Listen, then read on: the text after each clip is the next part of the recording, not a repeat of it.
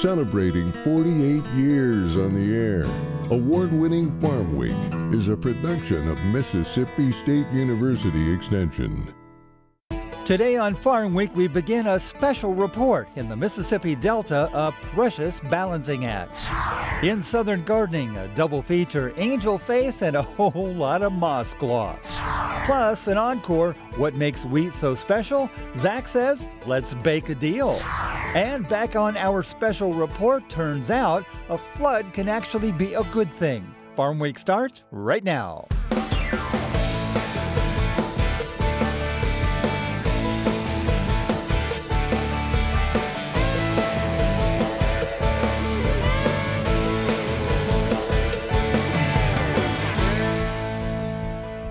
Hello everyone, I'm Zach Ashmore. And I'm Mike Russell. Great to have you with us again here on Farm Week. This week we begin a very special Farm Week report, all about a precious balancing act in the Mississippi Delta. This report is born out of a collaborative research project years in the making, and ultimately looks at how a relatively simple change in ag practices could reap huge benefits to farmers, wildlife, and the environment. We begin, as you might expect, with the big picture. Historically, there have been times when farms and conservation have been at odds. As humans, we have almost doubled the amount of nitrogen available to the globe. When it rains, just by the nature of there being more fertilizer on the landscape, the rain can transport that to aquatic systems. If I can keep my soil in Sunflower County and not send it down to New Orleans, everybody's happier.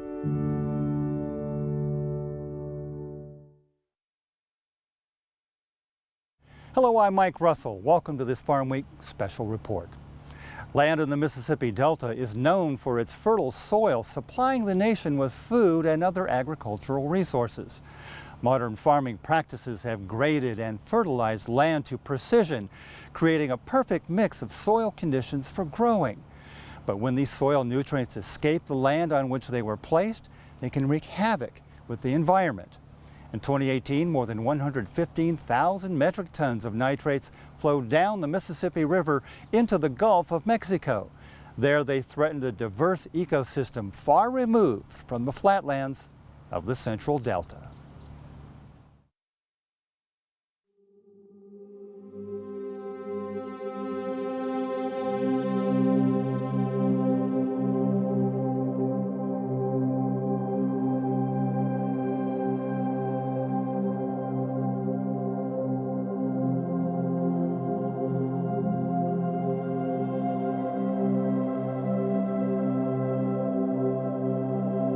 My grandmother's people were some of the first settlers in this area, and really before it was Indianola, I think they called it Sunflower.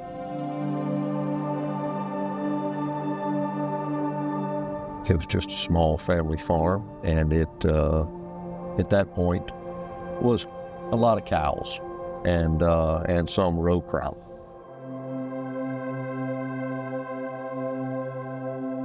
Over the years, my father and the farm labor did a lot of the clearing of the land. He did kind of the original landforming job on a lot of the fields so that he could irrigate. That's been kind of one of the biggest changes, is getting everything land leveled and then precision land leveled. All of this land is precision land leveled.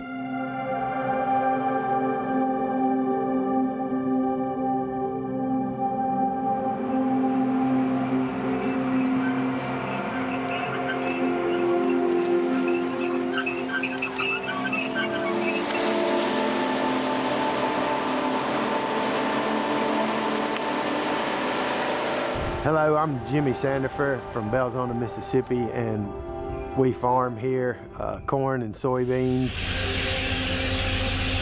We have operations for wildlife and conservation. We've been farming all our lives, so that's what we've been doing. It's a low margin business in the best of times, and when the markets are really low or the weather is really bad, it's a no margin business. I can say it's not easy in these times are so hard, but it's always been like that. You know, my great uncle farmed, my dad farmed, and I mean, I've heard about these times, so that's why you always try to be prepared. So your your unit sits down on the road. There's not a producer out there who's not really focused on managing soil, managing water, and all of those elements combined to produce a crop every year. What's important to consider is that a production system and the management thereof is really different for every producer, and that's different based on the resources that are available to them, whether that's financial resources and capital investment, time, equipment, labor, things that all are integral to the production system, and a lot of times those are limiting. Right now, for a producer who also needs to be an engineer and a broker and really innovative in so many ways, making a profit can be tricky, and input costs are really high.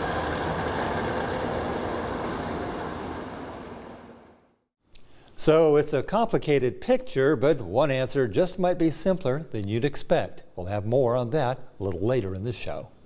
Next up, a Southern Gardening double feature. First up, we head to South Mississippi for a look at a versatile plant that's also resilient and yet delicate at the same time. Here's Eddie with that.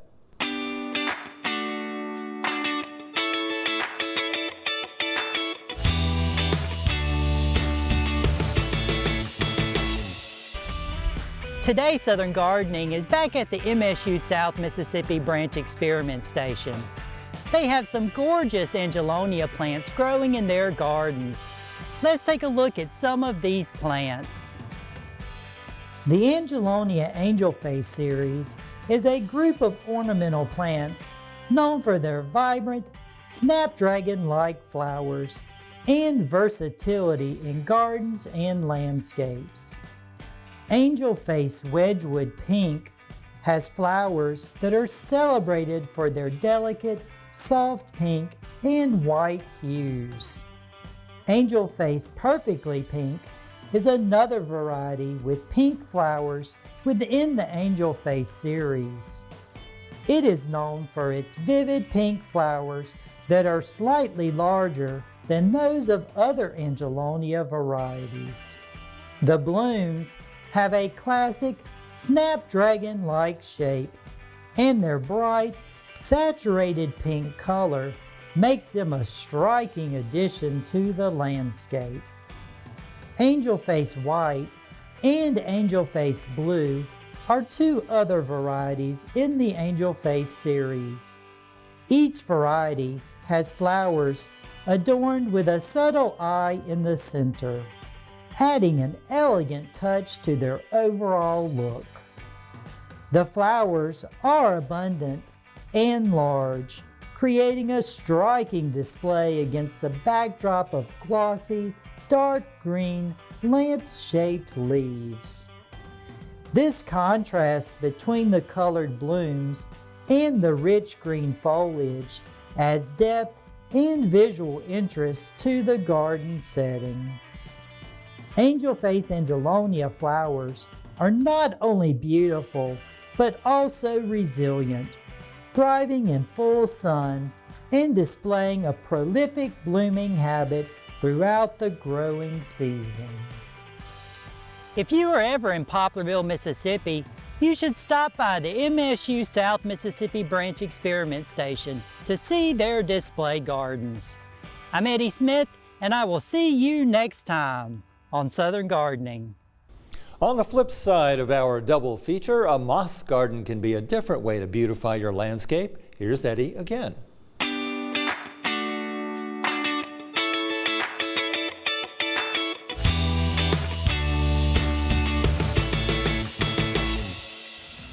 A moss garden can make a great place to relax and cool off from this summer heat. Today, Southern Gardening is at the home of Jack and Nadine in Petal, Mississippi, sharing with you their enchanting moss garden. As you enter the moss garden, you are greeted with a cute moss garden sign and one of the many ant sculptures located throughout the gardens. The ant sculptures add a whimsical feel to the moss garden area. The dense green moss covering the ground looks like a thick green carpet. Umbrella palms around the garden add to the enchanted atmosphere. The bracts of the umbrella palms, sometimes referred to as leaves, resemble the spokes of an umbrella. Begonias and impatiens add a pop of color to the garden. A rustic and unique swing provides the perfect place to sit, relax, and enjoy the beautiful garden. Right now, Mother Nature has provided bright yellow-orange colored mushrooms popping up through the moss. They definitely catch your eye with their bright color. An old fabric rug covered in moss defines a nice seating area to unwind and enjoy a refreshing beverage. A variegated cast iron plant in a beautiful ceramic pot is at the entrance to the seating area. Its dark green leaves with yellowish white speckles really stand out. The pink begonias in colorful ceramic pots also brighten up the seating area. Consider adding a moss garden to a shady area of your landscape. It will provide a great place to relax and cool off from the summer heat. I'm Eddie Smith, and I will see you next time on Southern Gardening. We'll take a break right here, but don't go away. Coming up in our Farm Week feature, more of our special report, Balancing Act. We go deeper into Dr. Jason Hoeksema's collaborative research project along the Sunflower River in the Mississippi Delta.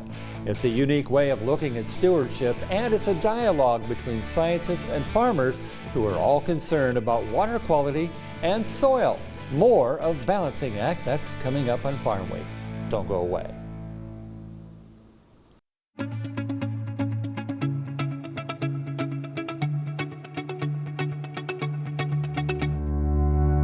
I believe in people and their hopes, their aspirations and their faith. I believe that education, of which extension work is an essential part, is basic in stimulating individual initiative, self-determination, and leadership. I believe that these are the keys to democracy, and that people, when given facts they understand, will act not only in their self-interest, but also in the interest of society.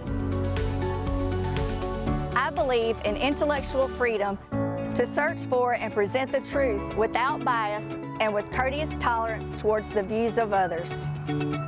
Because I believe these things, I am an extension professional.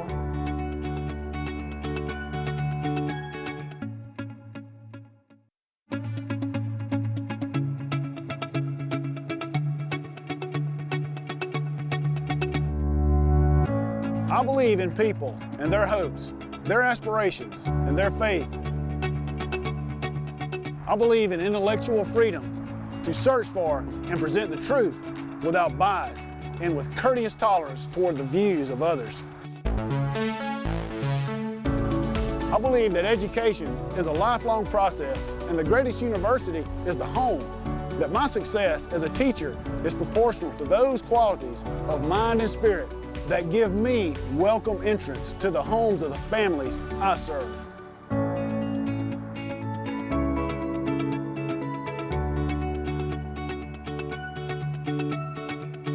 Because I believe these things, I am an extension professional.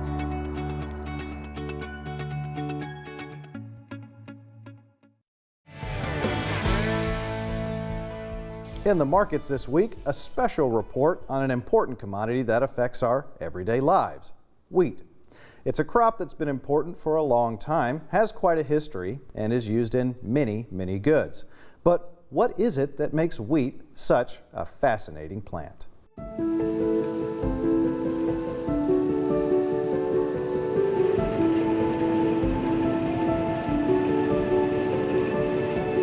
It's one of the most recognizable crops in the world, commonly seen as waves of golden color across vast open fields.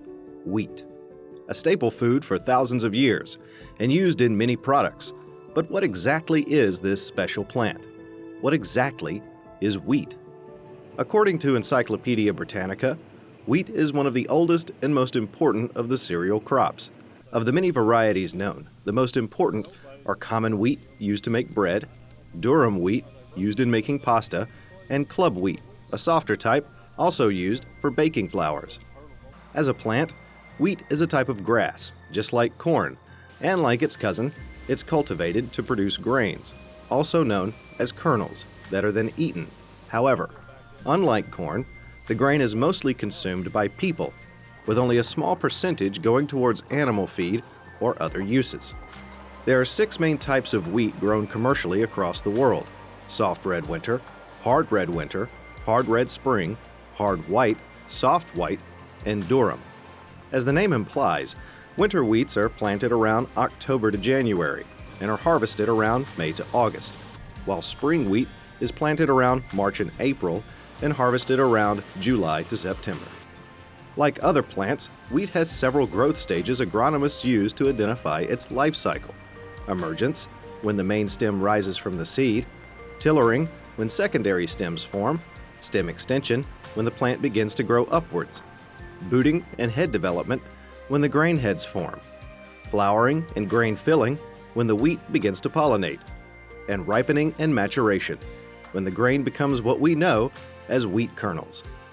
The wheat plant contains both male and female reproductive parts, which means it's able to pollinate itself. However, it does much better in groups. Not to mention, having more than one plant means more grain to harvest. Winter wheat does something interesting in its growing seasons. During the coldest months, it goes into a type of dormancy. That is, it grows much more slowly to compensate for the harsh climate. But once spring approaches, it bounces back. Even more interesting is that winter wheat varieties require freezing temperatures to activate their reproductive cycle. In other words, without the freeze, they can't make grain. In the U.S., hard red and soft red winter wheat produce more bushels per year than their spring counterparts. Like most crops, there are challenges producers face, including weather, disease, and insects. The greatest challenges tend to happen when the plant is young and most at risk to insect predation and weeds hogging the soil's nutrients. The greatest ongoing threat, however, is the weather, as drought can greatly hurt the growing and grain production of the plant. On a global scale, wheat is about 20% of the world's daily protein. The largest exporters are Russia, the U.S., Canada, France, and Ukraine. The largest importers are typically Egypt, Indonesia, Turkey, and the Philippines. China also produces a large quantity of wheat per year. In America, wheat is measured in bushels. Globally, it's measured in tons. Roughly 1 bushel of wheat weighs about 60 pounds, contains about 1 million kernels, and can produce about 42 pounds of white flour. Although foodstuffs are the main use of wheat, it has other uses as well. The straw and the chaff, which is the discarded husk surrounding the kernel, can be used to make bioplastics, paper, particle board, and industrial absorbents. The kernels can be used to create ethanol, a biofuel. The middling, a byproduct of flour milling, is used as animal feed. So, what are the greatest driving factors concerning wheat prices? Well, there's emerging markets due to population increases that makes the demand for wheat higher. There's the weather, which can determine the international supply. Subsidies, specifically for ethanol, which is made mostly from corn, affect the amount of wheat acres grown and therefore the supply. The value of the dollar and governmental actions such as import duties and taxes, which affect the buying price. Overall, wheat is a fascinating plant with a long history of feeding the human race. We've cultivated it for thousands of years and use it every day for staple food products. It's been a valuable and dependable commodity, and there's no sign of that slowing down anytime soon.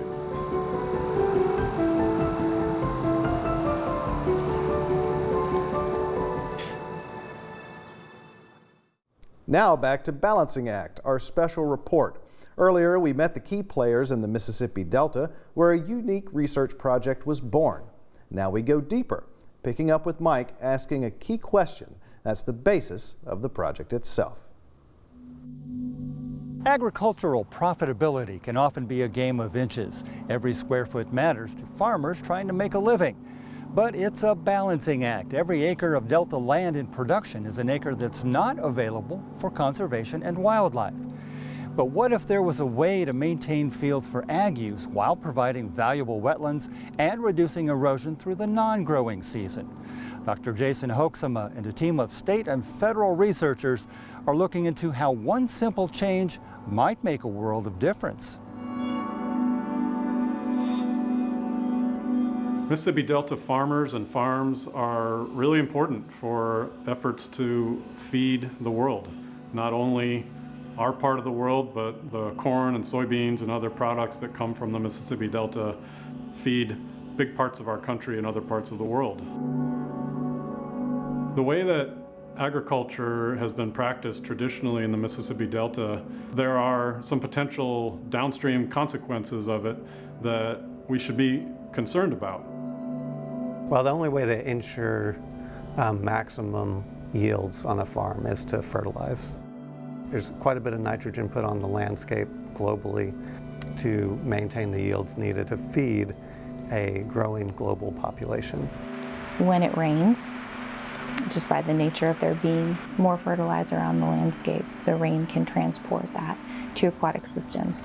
And I think one of the main concerns there is the development of algal blooms. And that has been shown to contribute to the dead zone in the Gulf of Mexico, which has consequences not only for wildlife and ecosystems, but for people as well. Being a farmer, it's always been about balance because nature's in charge a lot, and runoff and the wildlife, it works together. It's always worked together for me. I mean, you've got to take care of your place. You've got to take care of your land. I mean, it's just like your fertility. You've got to spend money to put into it so that it will be productive. Stewardship is primarily about self-preservation, but the offshoot of that is it's also good for the broader world and the broader environment. If I can keep my soil in Sunflower County and not send it down to New Orleans, everybody's happier. But oftentimes conversations about agriculture production and conservation can be in conflict with each other, and the reality is that what's happening on the landscape is an integrated system. And so it's putting these pieces together. So we look at the landscape a little bit differently, the role of soil function beyond crop production, as well as the other ecosystem services it can provide. Everybody's concerned with, water quality and soil quality. And that's what makes a farm. Without that, we're not, if we don't take care of it, we're not going to be able to keep growing these crops. Keeping fertilizers and other nutrients on the land where they are placed is key to reducing river runoff downstream. Dr. Hoeksema's project along the Sunflower River encourages farmers to temporarily flood their fields at the end of the growing season. These temporary wetlands serve as a barrier to runoff, retaining the soil during the rainy off-season while also promoting beneficial microbial activity. The project is a way to understand just how beneficial these wetlands may be for both the land and for the birds that use the Delta as a stopover on their long trek south for the winter. Literally millions of migratory birds pass through the Mississippi Delta every year. The Delta is potentially a really valuable stopover site for a lot of those birds to refuel. So the Sunflower River Project, its goal is to explore basically what happens when we create temporary wetlands on crop fields. So we work with farmers to find a way to put water back out onto the crop fields after the crop harvest in the fall, to do that in a way that doesn't interfere too much with farm operations, but also in a way that may help migratory water birds. This is our second year in the project, and they're really doing some studies for how the flooding that we're doing for the shorebirds is, interconnected with crop yields. The reason we focused on the Sunflower River Basin is because there's been a lot of work in that region to develop infrastructure on farms called tailwater recovery systems, which is a series of leveling of fields and berms and ditches that allow the farmers to capture water that runs off those fields, pump it into an on-site reservoir, and reuse it. We were already grappling with the problem of how to get farmers interested in potentially, making this habitat for birds. The fact that it could have additional benefits, not only for the environment, but even for farms and farmers, it hadn't dawned on me, and it was very exciting because it made it seem like this could really happen on a larger scale. A unique project, to say the least. Well, next week, more about the implications of the project. We'll conclude our special report and we'll learn more about how the flooding is coordinated and then how the bird habitat is analyzed afterward.